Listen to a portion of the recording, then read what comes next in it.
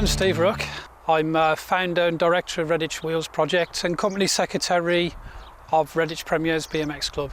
Where we are today is the site of the original BMX track in Redditch in 1980, the first official BMX track in the country.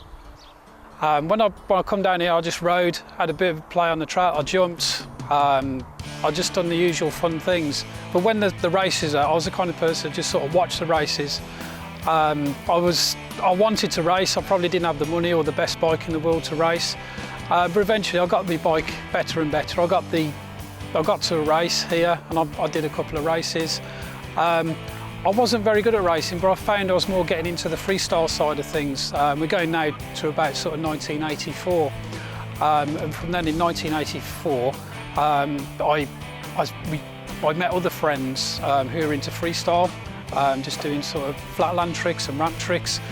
By 1986 we formed our own trick team called Redditch Freestyle Team, and then we went started doing tours around the Midlands, just sort of showing everybody all about BMX and what can be done kind of thing. We had sort of mobile ramps, quarter pipe, and we used to just sort of get on the back of a van. We'd travel all around the Midlands just on the back of a pickup, holding onto the ramps pretty much sometimes.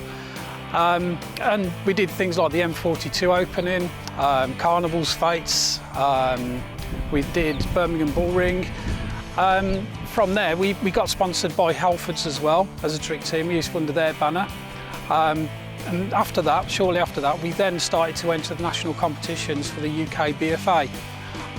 Then we're going up now to sort of late 80s, 1990. And me and my friends, we did quite well. Riding the competitions, ranking quite highly. I was riding flatland mostly at the time, others were riding both ramps and flatland. And after that, it seemed to get into kind of just wanting to ride for fun, and we used to just go dirt jumping.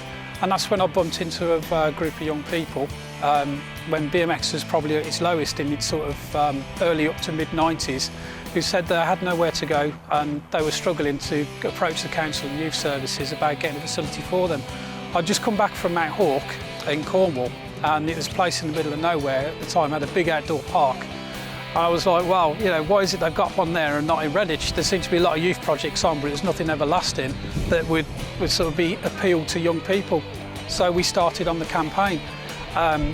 We did win the support of the council and the youth services, and they offered us the old BMX track which we're stood on now, and we formed a group called the Redditch Wheels Project, which brought together inline skaters, skateboarders, as well as the BMXers, and we just sort of went mad with the diggers, and we just had diggers, and it was just like people down here with shovels all the time, and we built quite an epic dirt park here, really. A bit of everything for everyone. We had sort of trails, we had jumps, hips, and from there we sort of went campaigning still and raising money for the skate park.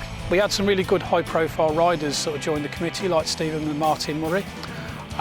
We had one guy at the time, his name was Anthony Jones. Unfortunately he had a heart attack at 30 and he died.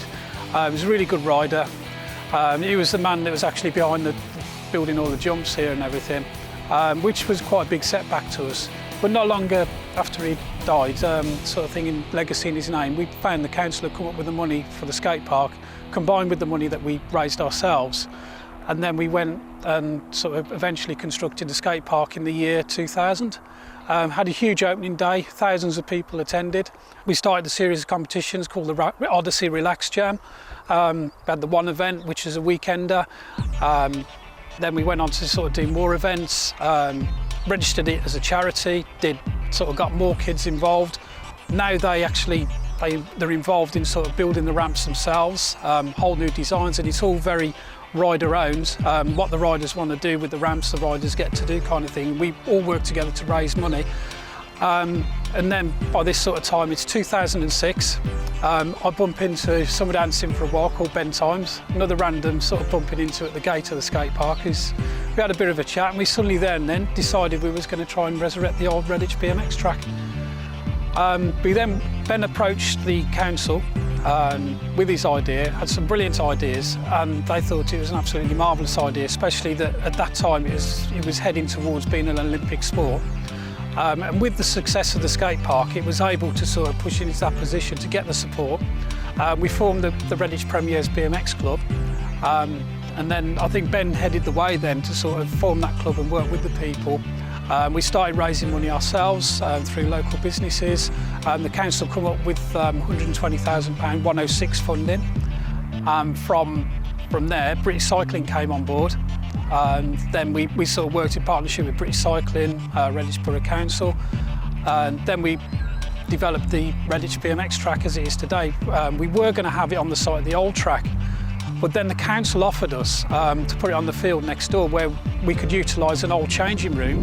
We had all the electric and water, and we really stepped up that facility in BMX racetracks, and that's what we wanted to do.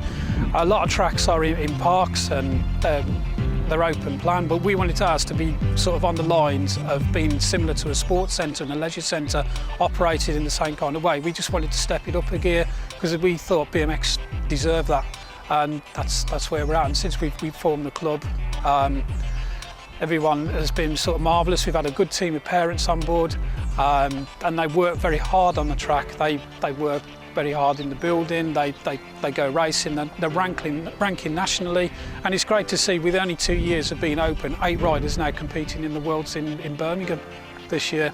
It's been quite an emotional journey for us. It's been quite a story. There was a good friend of ours, Matthew Locke, who was a skateboarder. He joined the directors team. He was instrumental as well as myself in setting up the skate park, and unfortunately he passed away at age 33 of a heart attack as well. Very similar to Andy. It was very, very upsetting, but very uncanny at the same time. How, you know, 2 young people that could so much into what we've got was the Redditch Wheels project could suddenly sort of pass away. But you know, we want to make it that it's in their memory that things are going to work good. And in the skate park, we've got a memorial graffiti art to both Anthony and to Matt as well.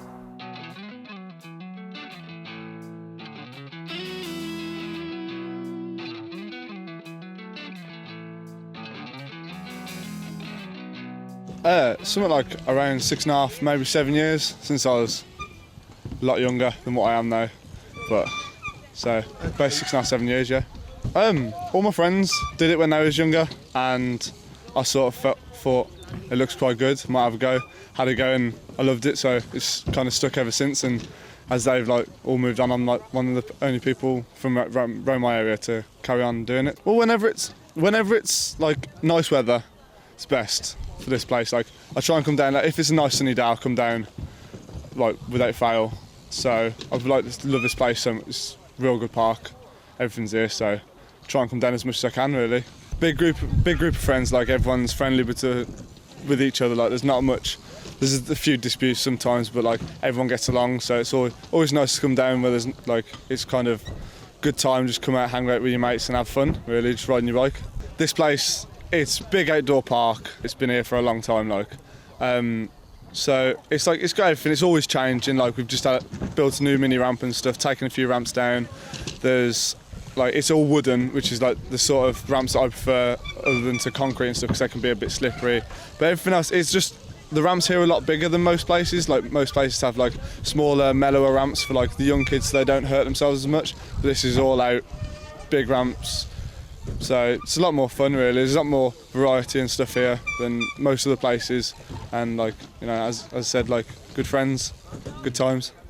Last year I did a bit of time in hospital, did a week in hospital and a few weeks off my bike because of I cased doing just a simple air like I do every day, and went down pretty hard to my face and to like the side of my body, to my ribs, and got put in hospital, to put it simply, and doctors told me I had lacerated my spleen and I had internal bleeding and whatnot, and they said I got to stay in hospital for a week to be observed, and they told me I was pretty lucky to be alive, so it's kind of a bit like, it was a bit of a shock really. I didn't really expect it to be that bad, but it was, and I had to just go through with it, and it's all right now. I'm all healed up and everything, so ready to go again.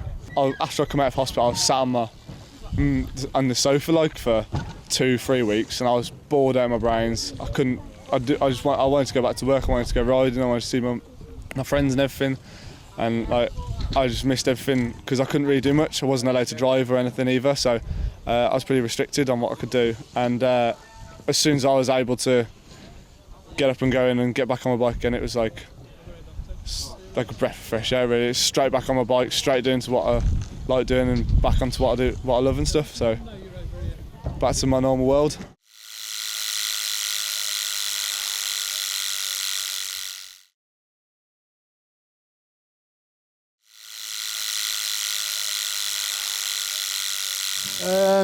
I first got involved with the club about 2005, 2006. It was an idea of mine to sort of resurrect the old Redditch Premiers BMX club basically.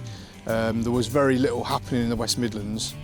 I'd actually started riding again myself in about 1998, and I was having to travel up to sort of Sheffield, Nottinghamshire area and got involved with clubs up there, and I was involved in a few clubs up there, Mansfield Wheels and Sheffield Dirt Society, for a few years, involved with the club, racing competitively myself. And then really, it was kind of through frustration of having to travel an hour and a half every weekend to go and ride my bike, to go and get some training done. And I just thought, you know what, something needs to start happening in the West Midlands. There was a few riders in the West Midlands knocking around, but no one was really, everyone seemed sort of content on travelling the distance to other tracks around the country. And there was literally like this black hole in the West Midlands where there was no BMX tracks, no clubs, very few people riding. And I just thought I'm going to do something about this basically. So we did form a club in the Leicestershire area, which wasn't quite as far to travel. There was quite a few riders from Nuneaton, Leicestershire, involved in the BMX race scene. We formed a club. We tried to resurrect the old track in Leicester, and that kind of fell flat on its face really, and it just faded away. The kind of people lost interest with the waiting around and the trouble with the council and all that kind of stuff. So that's when I met Steve. Steve Rook. I knew obviously what he'd achieved down here with the skate park.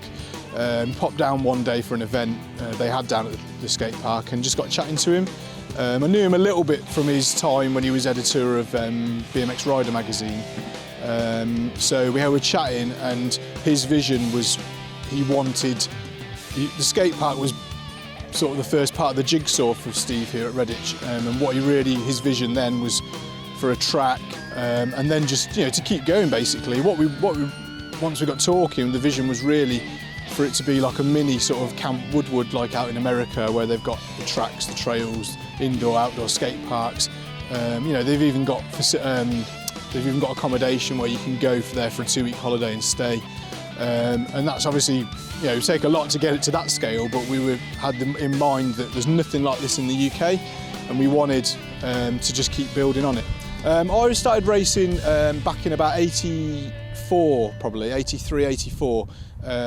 BMX racing's changed massively since the early 80s. I mean, if you see pictures or videos of tracks back in the 80s, they had very few jumps on, they were very flat. It was a lot about the gate that you got, and then it was like a sprint. A lot of it was like a sprint really. So you had speed jumps, tabletops, small doubles. Tracks were very basic back in those days. I mean, if you saw a video of BMX racing then, you'd compared to what it is now, it's a completely different story. Now the tracks have got massively technical, so there's a lot less pedalling and a lot more bike control and skill, technical sections where you're kind of on your back wheel a lot, in the air a lot. That's the difference really. So there's a lot more pedalling involved back in the 80s than there is now, and the tracks have just got massively technical. For somebody who raced in the 80s and then to see a BMX track now for the first time, they'd probably have quite a big shock because it's just completely changed. What we're finding is, probably early on, we weren't attracting that many local families whose kids had never seen BMX racing before and wanted to have a go. And that was what it was all about for us really. We want the top riders to come and use our facility, but at the same time, it was the grassroots was what was important to us, because that's the way you get your club, you grow your club. And the most important thing from my point of view was, in the early days, it was myself, Steve and a handful of other people really doing everything, and it was quite a lot of work. So we wanted families to come in where mum and dad were passionate about what their kid was doing and they wanted to get involved with the club. just now, probably this last, sort of 6-12 months, we're starting to see that, and the club's really on the up and up now. We've got some fantastic families involved. They're watching their kids over the last 12 months just transform their riding from a total beginner to really skillful riders. It's just fantastic, and the families that are involved with the club now, they're really putting a lot of hard work in, and it's fantastic to see, So the process for qualifying for the World Championships is basically based on your national ranking, and it's the top 16, I believe, in each age group that would qualify to ride in the World Championships. So if you're outside the top 16 in the national rankings, you're not going to race in the World Championships, basically. And we've got 8 riders that have qualified, basically, which is absolutely fantastic. Considering we had very few members last year, we probably had 30 members, probably. We've now grown our membership this year to hundreds. We've actually got hundreds of members. They don't all turn up every week, but we've got that membership to that level now. And some of these kids that are racing at the World Championships haven't been riding. Well, most of them haven't been riding that long. They are local kids, and the track's only been here a couple of years, so some of them haven't even been riding 2 years. So it's fantastic to see them qualify for the World Championships.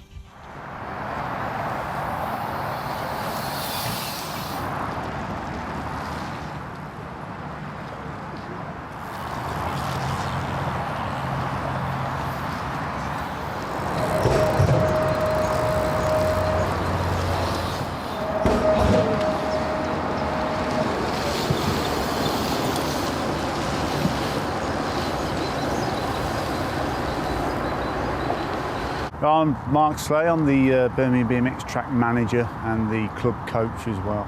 Okay, we set up in 2009 whilst the Birmingham City Council was putting in the bid for the World Championships, and myself and the events officer Gary Peel hooked up to try and look at re-establishing one of the old tracks around Birmingham, and we identified the Perry Bar BMX track as being the one that we wanted to refurbish and then turn into the international Birmingham BMX track. It is a direct legacy of the UCI 2012 BMX World Championships being put up at the NIA.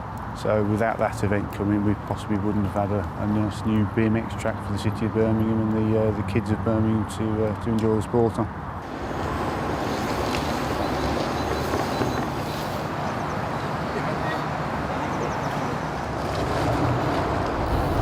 Well, from a social point of view, I think one of the parents said the other night that it's one of the coolest youth groups in the world, or youth clubs in the world as such. So for socialising for the kids, it makes them to make new friends and obviously learn new skills and keep them very fit and healthy as well.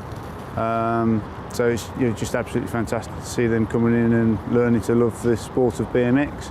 I'm forever having to say sorry to parents because they will bring the kids down for the first time.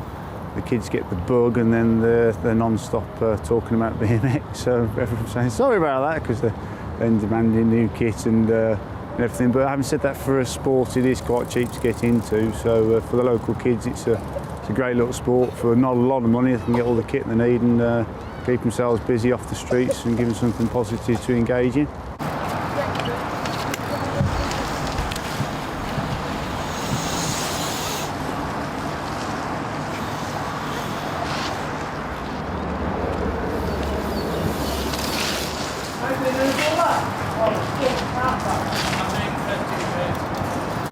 The long-term plan for the club is to grow. We've already grown into the biggest BMX club in the country. We now have 330 members. 25 members have joined in the last week alone. We've been open 10 months, so that's over a member joining per day, which is absolutely awesome. Unheard of in recent BMX history, really. So the long-term goal is to grow the membership, expand the amount of coaches we have on site here and increase the local opportunity for people to take up the sport, increase the amount of events. And I'm just looking at the tree nursery behind you. There is a plan that's going to be put into place soon to hopefully expand into some mountain biking trails, some dirt jumps, additional pump tracks and possibly a dual slalom track as well. So we'll have additional facilities on site to host different sorts of competitions as well.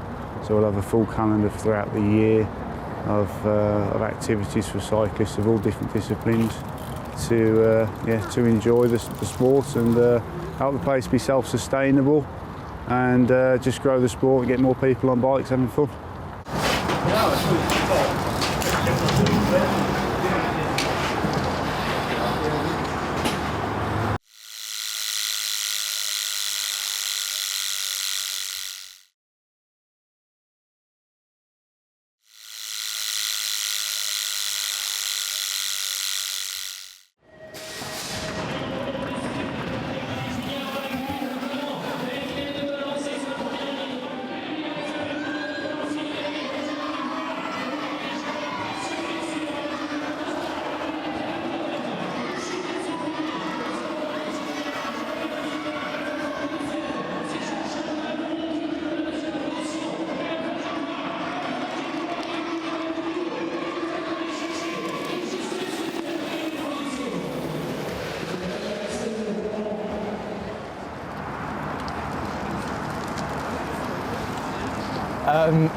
So we're here at Birmingham today, obviously just to get used to the track before the National in a couple of weeks' time. It's good to get out, actually have a ride on the bike again. It's the first time on a BMX since breaking my wrist.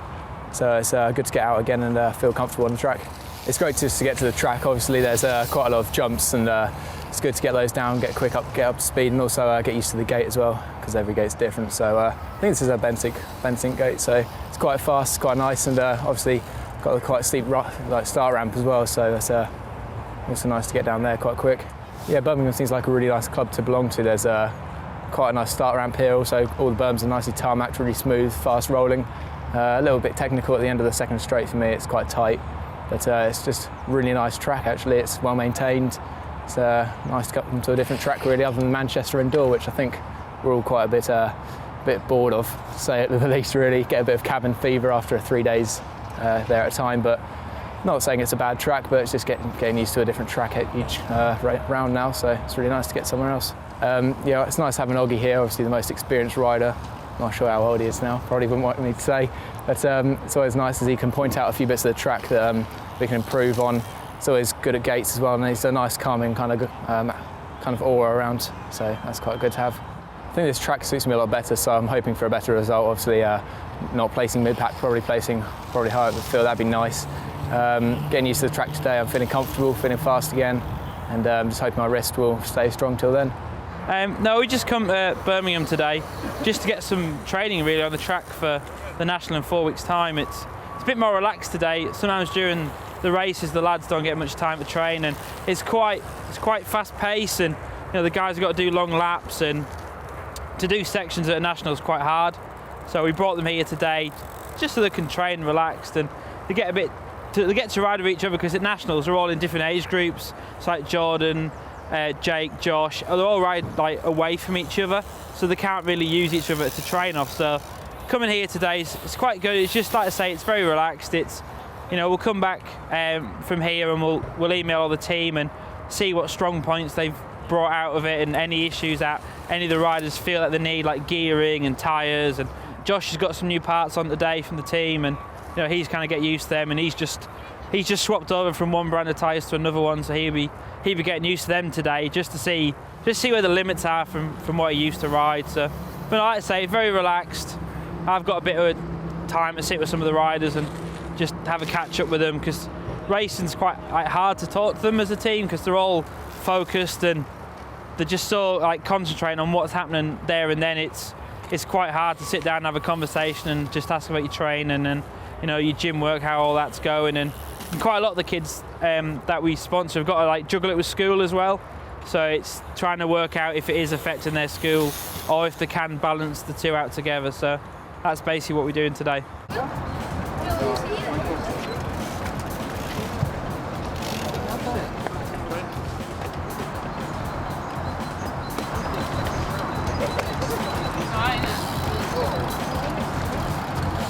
No, it's a good track. It's better. There's no dust.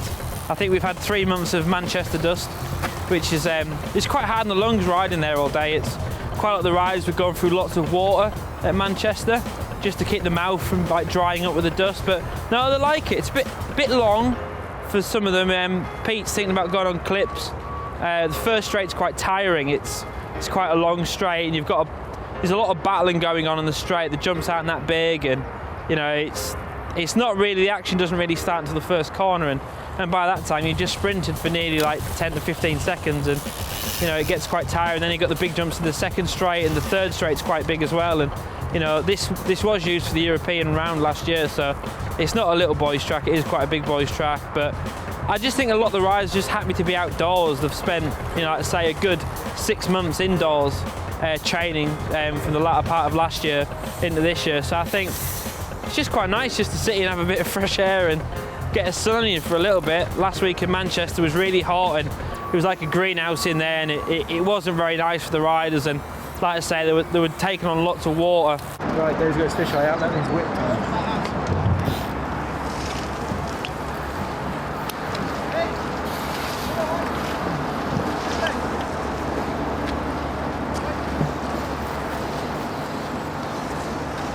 We got a few issues, you know, it is a big team. A few riders haven't had any team environment at all, and moving across to such a high profile team, and because we do a lot of PR for the team and we actually put the riders out in front of people, and you know we kind of put the riders in the firing line a little bit. You know, we use them a lot for marketing, and like one of the riders that we got on is like Josh Matthews. He's now been on edits and on the front page of Fastlane, and you know, and been banding around all around the internet, and you know, it just gives them, you know, a bit of stress, because you know, all of a sudden their friends are seeing them everywhere, and you know, they might go and ride the local track one day and have a bit of a bad day, and everyone's like, oh, you know, he's not on form. And these are a few riders coping well with it. There's a few just finding it a bit hard sometimes, a bit overwhelming.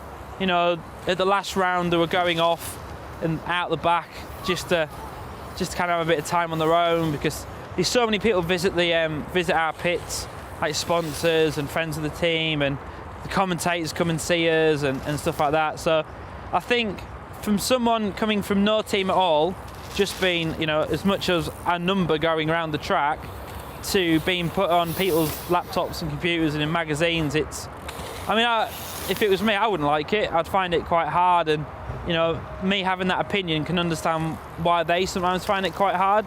You know, because it's not everyone's cup of tea, and it's just one of them things that I've got to look out and see if there's any issues that I can pick up and have a chat with them. And you know, I speak to them quite a lot every day on Facebook, so you know, they'll tell me what they've been doing, or if they've had any issues, or they've all got my mobile, so they all do give me a ring and drop me an email and stuff like that. So you know, it's going well. I think France was a massive help for Jordan and Jake and Michael, to kind of ride together and be with each other, and not just be another rider in the team. I think, you know, that time that we spent in France, even though it was from one extreme to another of not spending any time together apart from racing, to literally living out of each other's suitcase for nearly 5 days, was quite a challenge for them, and they coped really well with it, and there was some good positive feedback and relationships built out of France. So it was good. France was a massive learning curve for me, just to see where people are strong at and weak at. And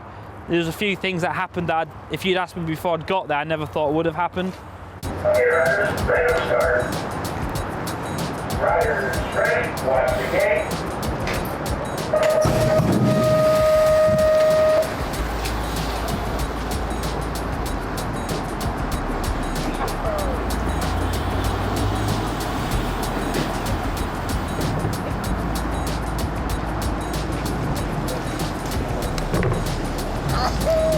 We got some good ideas for next year, what we're going to do. We got a plan for a development team where we will bring riders in, they'll contribute to their bike, and then we'll put them in a team environment and just give them like life skills really of being in a team, what's expected of them. And if they decide to stay with us the year after, that's good. And if it's taught them, you know, how to handle themselves and they go to bigger and better things, and that's fine. That's kind of what we're looking to do. So a bit like an academy that we're going to be running next year, just to give a bit more back to the sport, and you know, they can talk to people, you know, and riders that we've had this year who, you know, hopefully will be on there next year as well. They can learn off them, and you know, and just see how they do things.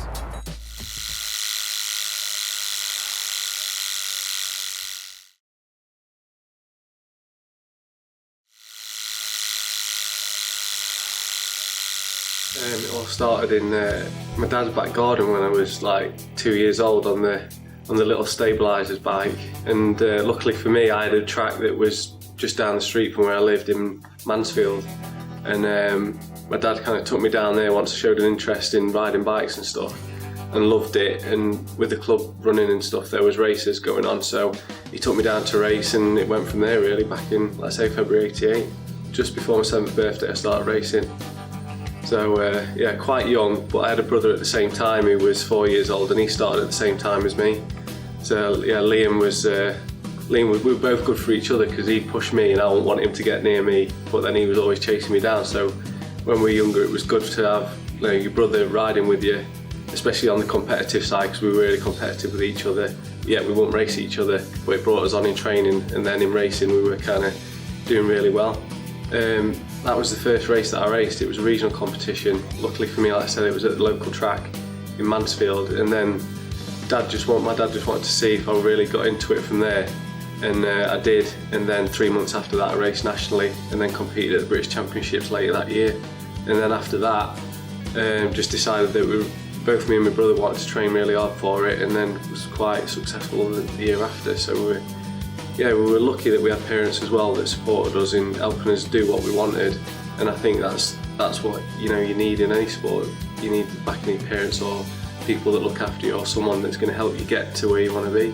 So yeah, always kind of grateful for my mum and dad being able to support us. Well, for me, like, we've got a training group of riders that kind of train regularly together. So if we go to the gym, there'll be probably 4 or 5 of us that go to the gym. That includes my wife as well, Emily. She races, and then we go to the track together. And everybody in the group's kind of got a good attitude and a good philosophy towards training and racing. Everyone gets on really well and pushes each other. So even though I'm kind of setting the training for the group, I get my motivation from them, because if I'm not training hard and they turn around to me and say, well, I'm not training hard either. So I've got to kind of set them an example for them to kind of follow suit and them to push themselves. So it's good for me and it's good for them. After the Olympic cycle last time in 2008, I kind of came off the British cycling programme, because I was riding for Britain then.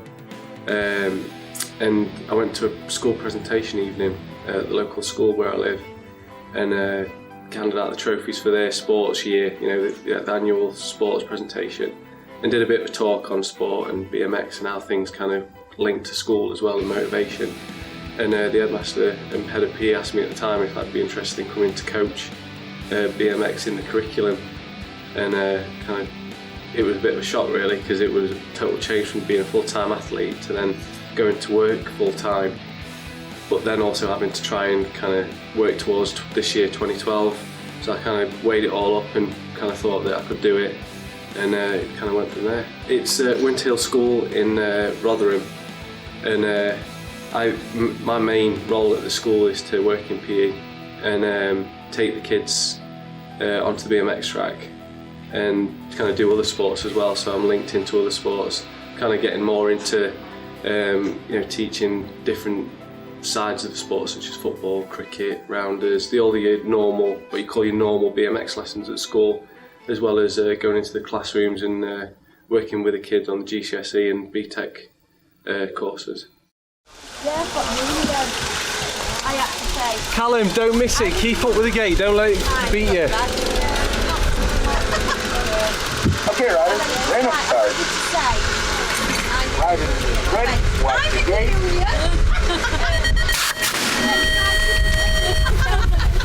It's quite a painful memory, really. It's 4 years ago now, but it's kind of like eased away and it's not really a big deal anymore. But at the time, it was really painful what happened, because I'd kind of gained the qualification at the World Championships in May, and British Cycling were unsure then as to what to do with the place, because it wasn't my place, it was British Cycling's place, even though I'd qualified the place.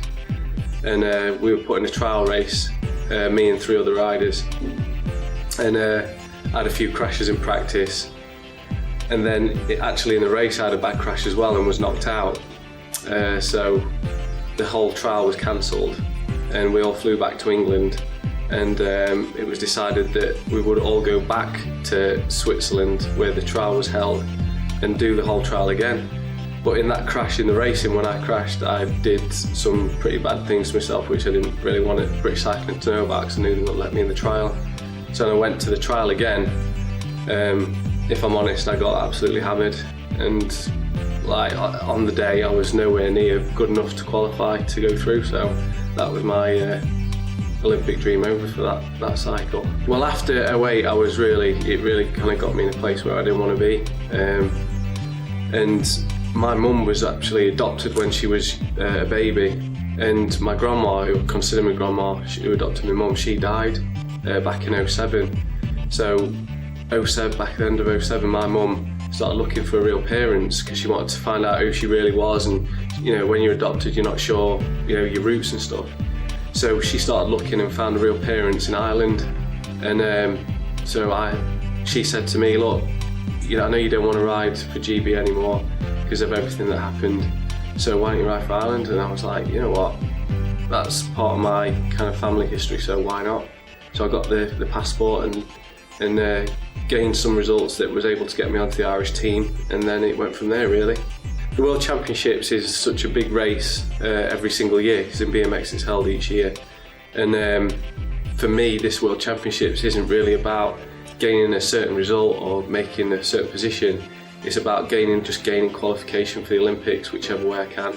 So I'm up against some other nations that haven't actually qualified yet through points, so it's going to be a race off between probably 12 to 15 nations for 6 or 7 places left at the Olympics.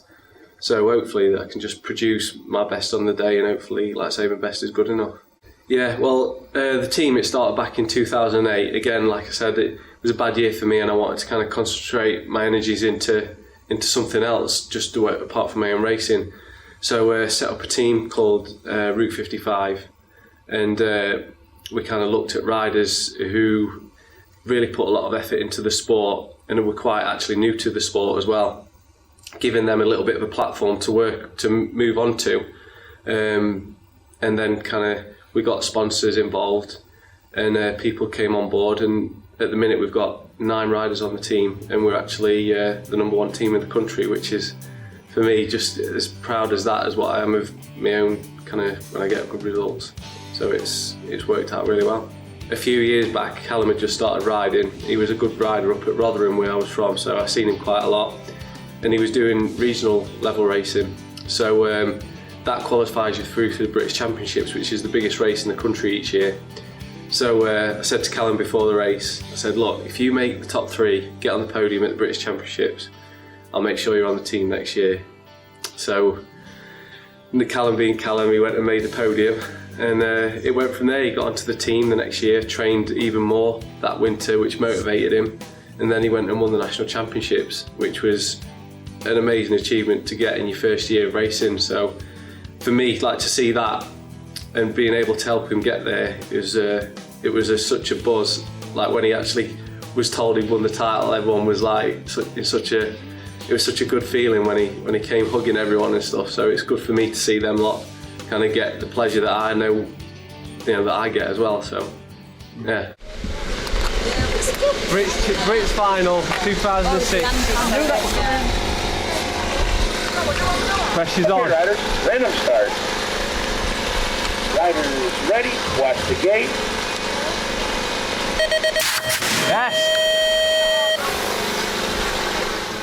The team, I can only see it really going from strength to strength, because with this year, I'm probably seeing this as really one of my last at the top level. Hopefully maybe got another couple of years in the tank, but I'll be able to put more energy into the team now once the Olympic things out of the way, be able to concentrate on that a bit more, hopefully get more people involved, and support the riders even more, and hopefully, you know, take them on to bigger and better things.